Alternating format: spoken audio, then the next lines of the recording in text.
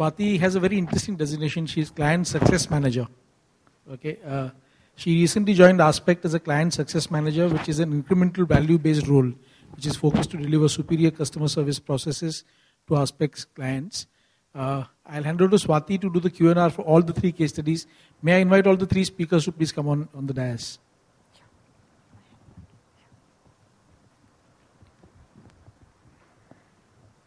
Good evening, gentlemen and ladies.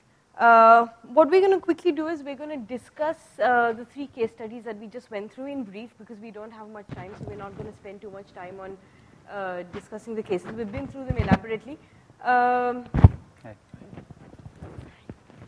Okay. So when we went through Asian Paints, we went through the Dabbawalas, and we went through Domino's. Now, all 3 are different industries, different organizations, and each of them had interesting cases to share. Deepak, we'll start with you.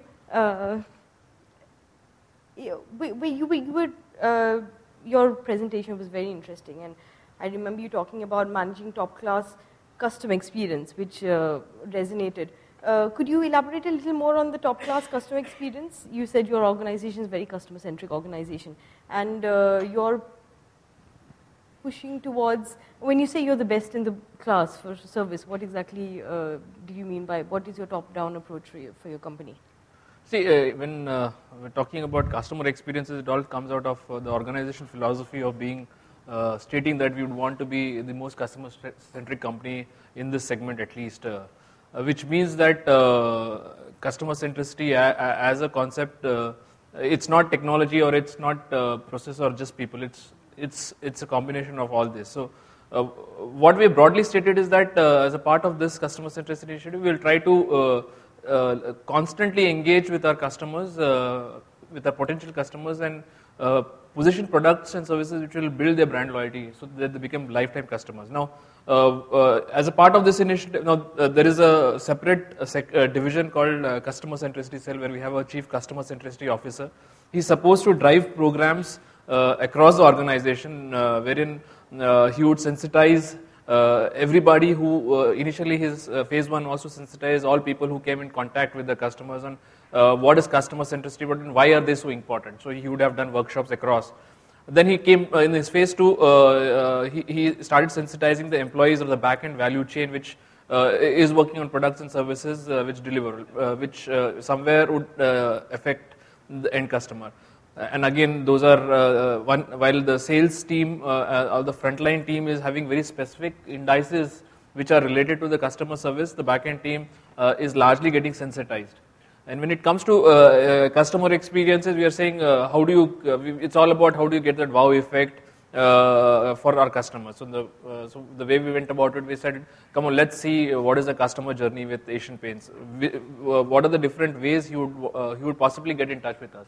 So that's where we said he would walk into a dealer store, for example. Now today, if you see the dealer store, customers like you and me would walk into a dealer store. It's more of transactional, wherein I just pay some money and pick the shade I want. Now, how do I make it a more of an experience? So what we said is, today it's generally men who go and pick it up. Can we, while the women or the kids would be an influence in terms of the decision making, can we have the entire family come to a dealer shop, play around with colors a little, get some amount of experience in terms of feeling the color, feeling the effects out there, and try to make it a more absorbing and a more interactive process. So if you want to move into this level of customer experience, then probably you need to make some investments in the dealer shop. You probably need to have an environment where they can, a color consultant would engage with you. You need to make that the ambience a little more friendly. You need to educate the dealer on what the customer wants. So some amount of service orientation needs to happen.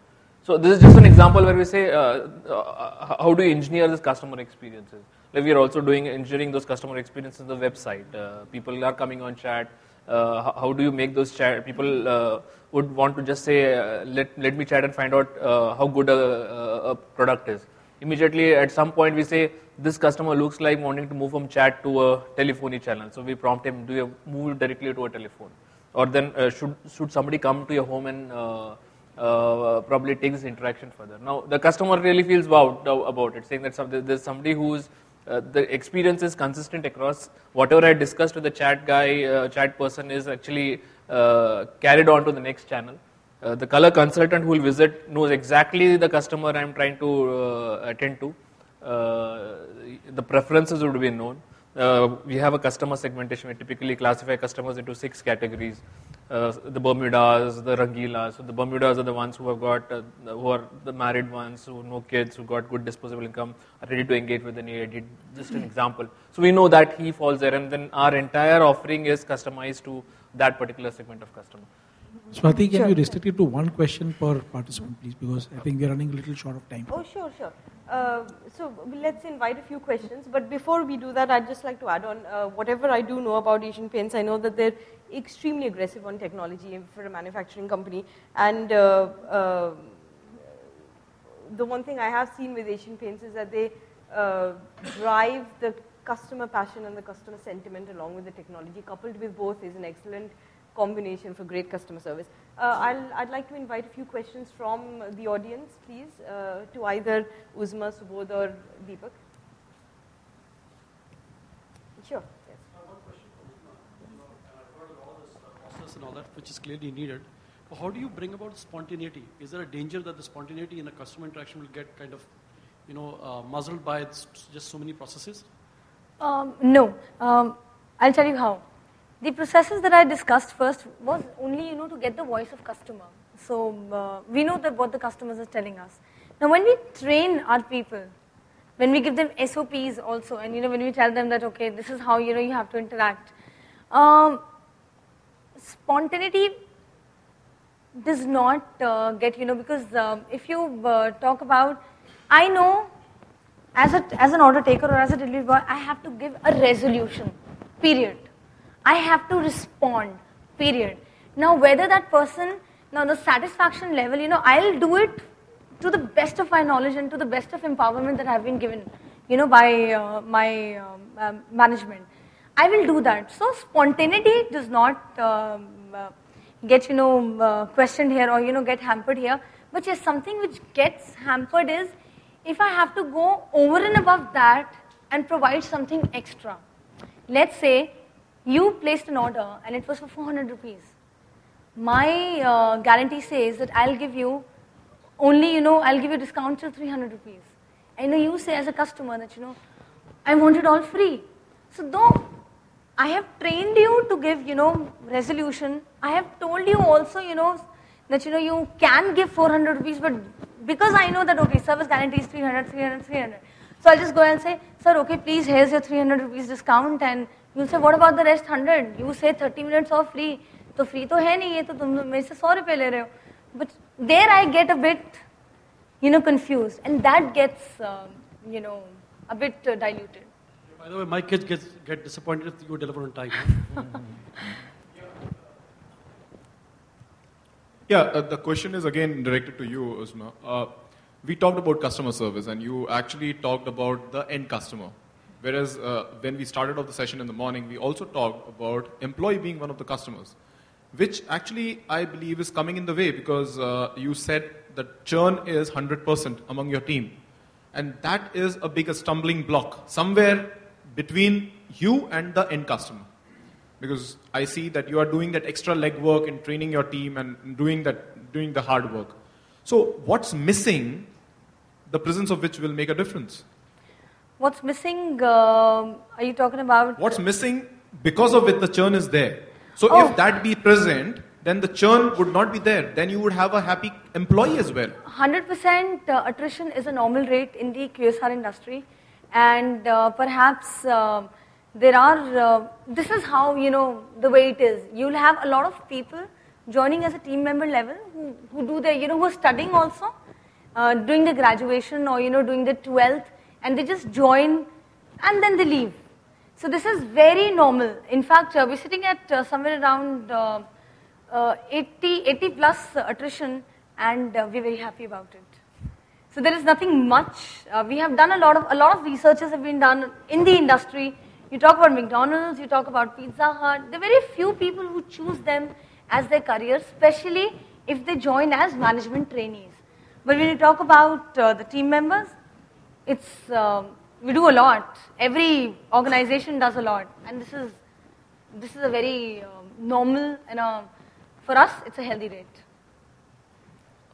Fine, if you are satisfied, That's the industry. I don't have That's to the say industry. anything. But for me, at 100% churn, there is a red sign somewhere around ahead.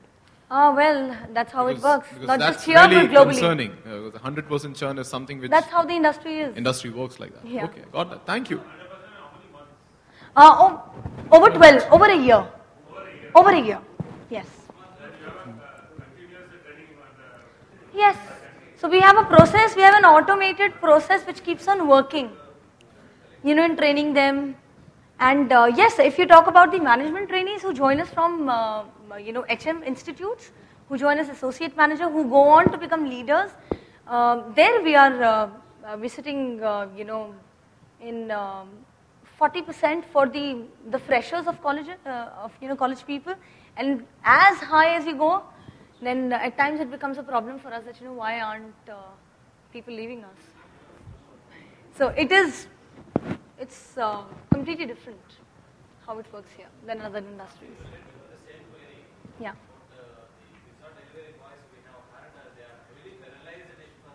No, they don't. They're not penalized. In fact, because of there was again social media. Arun talked about it. It was a mail which became viral. It came out in newspapers and all, and that was the reason. If you'll see our delivery boys, it will be written there. I do not get penalized for late deliveries because we take a hit of it, and it is not much in our top line. It is there as a hit that the organization takes. Not delivery boys, not even a single penny.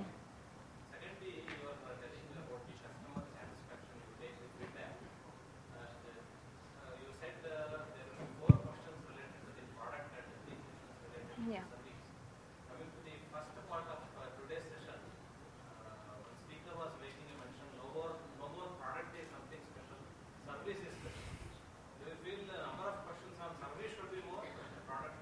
For delivery, service is very specific.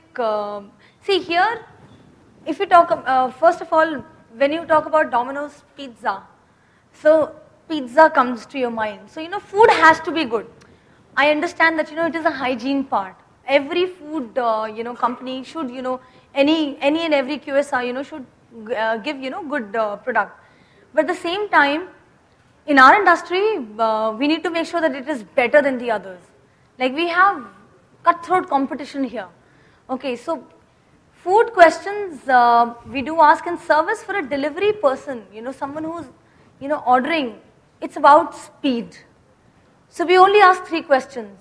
How was the interaction on the phone? Because there are only 3 moments of truth here.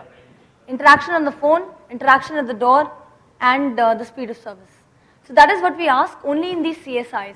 We also do extensive questionnaire quality researches, which happens, otherwise, not as an index. Thank you, Uzma, for taking that up. Our mystery shopping is done by a leading mystery shopping company, HS Brands. They're based out of Bangalore. It's outsourced. Remove all kinds of biases. This is for Uzma again. Sorry. This is for Uzma again. Sorry. I have a question. You said earlier that you guys send in all your resolution queries from a customer. It goes out of different mails. One goes to a customer, one goes to a whole branch of people, right? So are you telling me that it goes all the way up to the CEO of the company? I believe every single person in a different perspective position has a different perspective on a particular, resolution. How do you get all of their ideas and all of their, decision into one particular mail and resolve to that one particular, I've never really heard of any issues going all the way up to the CEO for a thing like for a small order like a pizza, but I really appreciate that. But how do you get everything together from probably 20 or 30 people and then put it into one email and try and figure out that one person's issue? Because I think that's a lot of work. Fine. It is, again, you'll find it, strange, but again, resolution giving is a process here. we have something known as TSG, Total Satisfaction Guarantee, which says if a customer is not satisfied by Domino's Pizza experience, which is food or service or food and service both, we'll either make it right and give a refund. So it is a basic thing. Okay. Now, this is something that, if I am a store manager, I get this, concern, then I'll deal it this way. Now, how we all come together, as at, let's say, at the middle management and the top management, every month we have a focus group meeting, which is known as the CS meeting, which is customer services meeting, a part of Flex, Flawless Execution, which is headed by our CEO. It has training, it has customer services, operations and all. We have, again, a dashboard with us that, okay, this was our CSI, the index of delivery, dine-in. These were the number of concerns that we got region-wise, and these were the issues, the top 10 issues, or, this is the percentage of issues, for service guarantee. This is the second, which is staff-related. So that's how, we come and we come out with an action plan that, okay, if it is service guarantee or if it is staff related, that staff is not responsive, or they're rude, they're not speedy enough, in giving, or they're not helpful. What do we do? Should we come out with a training module? Should we do put in another capsule? So that's how we come on the same page. Can I just interrupt you for a second? No, I understand. That's what you want to do after you get all these issues. And yes. If you have excuse me, I think we'll have to intervene. Probably you can continue the interaction later. Sure. So I think we are right now short of time. All right. So I think if you can probably carry on one-on-one. Yeah, that's fine. Any questions for Subodh? Anybody here? Hi, Subodh. I just wanted to ask you, after getting all the accolades on the Dabbawalas, very surprising to see when you asked how many people actually have a Dabbawala service here, not a single hand rose. Is this a dying service in India, in Mumbai, which is such an exception? And if it is dying, frankly, I have not seen many Dabbawalas in my area, though I'm highly proud of what they have done for us. Is this anything that you people are planning to make sure that this service, becomes feasible and expands over a period of time? You rightly pointed out that yes, we are facing difficulty in getting people to work with us as Dabbawalas. But on the other hand, the inquiries for the Dabbas, for the delivery is increasing. It's not at all getting down. As in when we go and interact with the customers or go and interact with the departments, the Muqaddams do that on a regular basis, and we have new inquiries coming up. But the problem faced by us today is we are not getting manpower. As she rightly indicated, we have so much of population, still we don't have those people who can come here and be with us and work like us. So that's a basic hurdle that we have today, and that's a challenge for us. We are trying to face it and come out of it. But no, the service, the inquiries are increasing. They're not decreasing at all. Yes? Both of you have the same problem of not getting people. Is it possible that you're not providing enough value to them that they have better options? And how do you provide better options? Yes, it could be. It could be one of the reasons, and it is one of the reasons. And but what we have started, recently doing is, provide them education. Open up a online, university.